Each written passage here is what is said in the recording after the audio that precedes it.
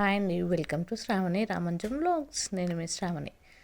ఒక మంచి snack recipe చూద్దామా? కరకరలాడుతూ టీతో కానీ స్నాక్స్లో పిల్లల బాక్స్లో కానీ ఎవరైనా ఈజీగా తినచ్చు. పెద్దవాళ్ళు చిన్నవాళ్ళు అందరూ తినచ్చు చాయ్తో, లేదంటే చిన్నపిల్లల బాక్స్లో కూడా కట్టచ్చు. ఇంగ్రీడియంట్కి వెళ్ళిపోదాం. కొంచెం జీలకర్ర, కొంచెం ఓమ, కొంచెం ఎండుమిర్చి మిక్సీ పట్టేసాను. తర్వాత కస్తూరి మెంతి, కొంచెం నెయ్యి, మైదా పిండి, అది కొంచెం, తర్వాత సన్న రవ్వ అనమాట, అదే సూజీ. అయితే ఫస్ట్ ఒక 2 స్పూన్స్ నెయ్యి వేసుకొని, కొంచెం ఒక 2 స్పూన్స్ మైదా వేసుకొని దాన్ని ఒక మంచి పేస్ట్ లాగా చేసుకోవాలి. ఒక క్రీమీ టెక్స్చర్ వచ్చేంత వరకు కలుపుకోవాలి. ఒకవేళ గట్టిగా ఉంటే కొంచెం నెయ్యి వేసి మళ్ళీ కలుపుకోండి. క్రీమీగా ఉండాలి, అంటే లోషన్ లాగా ఉండాలన్నమాట. దాని తర్వాత ఈ సన్న రవ్వ ఉంది కదా, దాన్ని మిక్సీ జార్లో వేసేసుకొని కొలతతో 2 గ్లాసులు వేసుకోవాలి. నాకు కొంచెం తక్కువ ఉంది, మళ్ళీ తెచ్చి వేసాను నేను.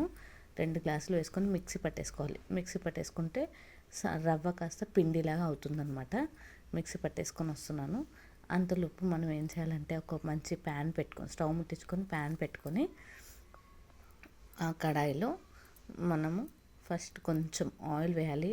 1 స్పూన్ ఆఫ్ ఆయిల్.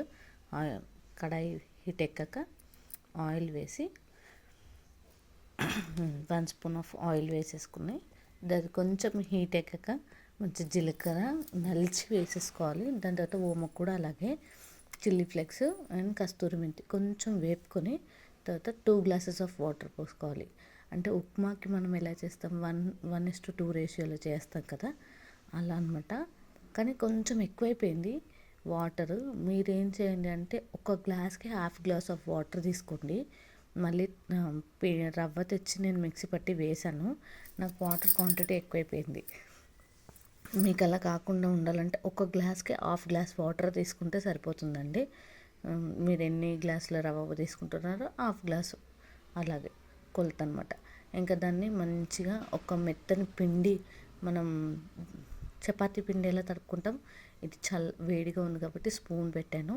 లేదంటే మంచిగా ఇంకా కొంచెం చల్లారనిచ్చేసి పిండిలాగా ఒత్తేసుకోవాలి, చపాతీ పిండిలాగా మంచిగా ఒత్తేసుకొని, ఇంకా దాన్ని ముద్దల్లా చేసుకోవాలి. ఒక 5-6 ముద్దలు తీసుకొని చపాతీ తాల్చుకోవాలన్నమాట. చపాతీలా తాల్చుకొని ఒక్కొక్కటి తాల్చుకున్నాక అప్పట్లోపు ప్యాన్ పెట్టి దాంట్లో ఆయిల్ పోసి పెట్టాలి. ఒక 6 అలా తీసుకున్నాను నేను, 6 or 7 తీసుకోండి.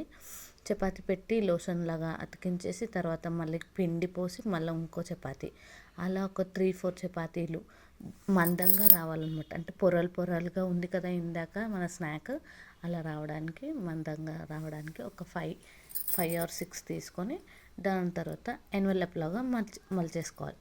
ఒక సైడ్ మలిచేసి మళ్ళీ నెయ్యి రూసి పిండి వేసి నెయ్యి రూయడం వల్ల పొరలు అనేది, మనం తాలుస్తుంటాం కదా, ఒకదానికొకటి అంటుకోకుండా పొరలుగా లేస్తుంది అనమాట. మనం నూనెలో వేపేటప్పుడు పొరలుగా ఇట్లా విచ్చుకుంటుంది.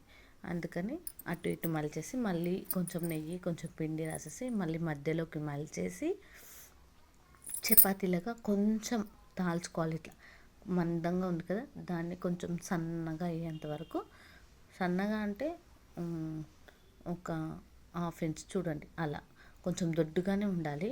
ఇంకా మనకి ఇష్టం వచ్చిన షేప్ మోల్డ్స్ ఉంటే ఇష్టం ఉన్న షేప్ మోల్డ్స్లో మలిచేసుకోవచ్చు, లేదా అవే పీసెస్ని అలా డిజైన్గా వేసుకోవచ్చు.